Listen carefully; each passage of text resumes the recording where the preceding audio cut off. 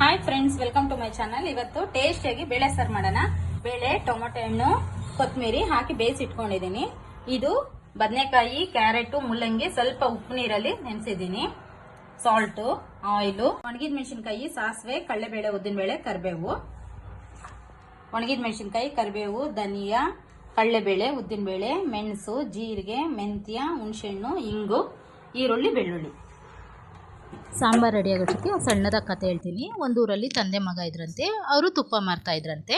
ಹಾಗೆ ಊರು ತಿರ್ಕೊಂಡು ತುಪ್ಪ ಮಾರ್ಕೊಂಡು ಒಂದು ಊರಲ್ಲಿ ಚೆನ್ನಾಗಿ ವ್ಯಾಪಾರ ಆಗುತ್ತೆ ಅಂತ ಅಲ್ಲೇ ಗುಡಿಸ್ಲಾಕೊಂಡು ಅಲ್ಲೇ ಸೆಟ್ಲ್ ಆಗ್ಬಿಟ್ರಂತೆ.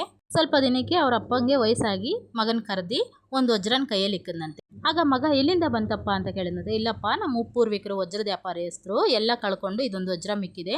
ನಮ್ಮ ತಾತ ಮುತ್ತಾತಗಳು ನಮ್ಮ ತಂದೆ ಕೊಟ್ಟಿರೋದು, ನಮ್ಮ ತಂದೆ ನನಗೆ ಕೊಟ್ಟಿದ್ದಾರೆ. ನಾನು ಯಾವುದೇ ಕಷ್ಟ ಬಂದರೂ ಮಾರ್ದೇನೆ ನಾನು ನಿನಗೆ ಕೊಡ್ತಾ ಇದ್ದೀನಿ.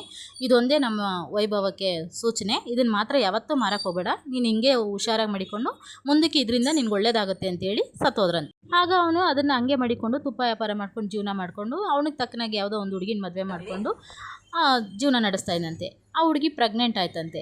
ಆವಾಗ ಅವ್ರ ತಾಯಿ ಮನೆಗೆ ಅವನು ಕಳಿಸಿದ್ಮೇಲೆ ಅದು ಡೆಲಿವರಿ ಆಗಿದೆ, ಮಗುನ ಹೆಂಡ್ತಿನ ಕರ್ಕೊಂಡೋಗಿ ಬಾಪ ಅಂತ ಅತ್ತೆ ಮನೆಯಿಂದ ಕರೆ ಬಂತಂತೆ.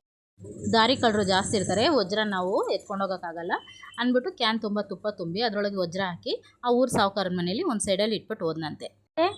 ಸಾಹುಕಾರಂಗೆ ಓಡ್ ಬರ್ತೀನಿ ಅಂತ ಹೇಳಿ ಮತ್ತೆ ಹೆಂಡತಿ ಮಕ್ಕಳನ್ನ ಕರ್ಕೊಬಂದು ಆ ಕ್ಯಾನ್ ತಂದ್ಕೊಂಡಂತೆ ವಾಪಸ್ಸು. ಅದ್ರೊಳಗೆ ವಜ್ರನೇ ಇಲ್ವಂತೆ. ಅವಾಗ ಸಾಹುಕಾರನ್ನು ಕೇಳಿದ್ರಂತೆ, ಸ್ವಾಮಿ ಇದ್ರೊಳಗೆ ವಜ್ರ ಆಯ್ತು, ಏನಾಯ್ತು ಅಂತ. ತಿನ್ನಕ್ಕೆ ಊಟ ಇಲ್ಲ, ವಜ್ರ ಇಲ್ಲಿಂದ ಬಂತು, ಹಂಗೆ ಹಿಂಗೆ ಅಂತ ಜಗಳ ಮಾಡಿ ಪಂಚಾಯಿತಿ ಮಾಡಿದ್ರಂತೆ. ಪಂಚಾಯಿತಿ ಕಟ್ಟೆಯಲ್ಲಿ ಎಲ್ಲರೂ ನೀನು ಅವತ್ತಿಂದನೂ ಬಡವನೇ, ತುಪ್ಪ ಮಾರಿದ್ರೆ ಜೀವನ, ನಿನ್ಗೆ ಎಲ್ಲಿಂದ ಬತ್ತಪ್ಪ ವಜ್ರ ಅಂತ ಜಗಳ ಮಾಡಿದ್ರಂತೆ. ಆಗ ಇವ್ನಿಗೇನು ದಿಕ್ಕು ತೋರ್ಸಾನೆ ಪ್ರೂವ್ ಮಾಡ್ಕೋಬೇಕು ಅಂತ ಹೆಂಡತಿ ಕೈಲಿರೋ ಮಗು ತಗೊಂಡು ಅಲ್ಲಿ ಕಲ್ಯಾಣಿಲಿ ಮುಳುಗಿ ಮಗು ಆಣೆಗೂ ನಾನು ವಜ್ರ ಇವ್ರ ಮನೇಲಿ ಇಟ್ಟೋದೆ ಅಂತ ಹೇಳಿ ಆಣೆ ಮಾಡಿದ್ರು.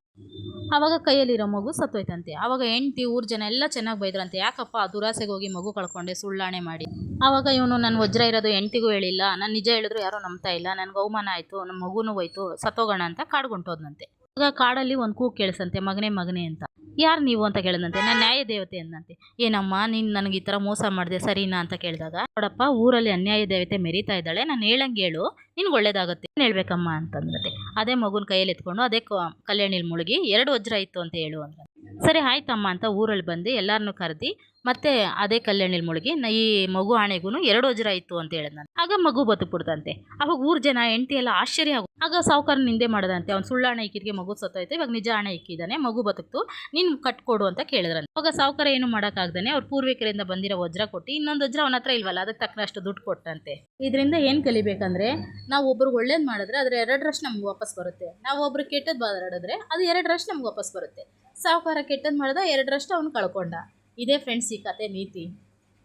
ನಾನು ಸತ್ಯಕ್ಕೋಸ್ಕರ 4 ವರ್ಷ ಹೋರಾಡಿದೆ ಫ್ರೆಂಡ್ಸ್, ಆಗಲಿಲ್ಲ ನನ್ನ ಕೈಲಿ. ಯಾಕಂದರೆ 500 ರೂಪಾಯಿ ನೋಟು ಒಂದು ಬಿರಿಯಾನಿ ಕೊಟ್ಟು ಗೆದ್ಬಿಟ್ರು.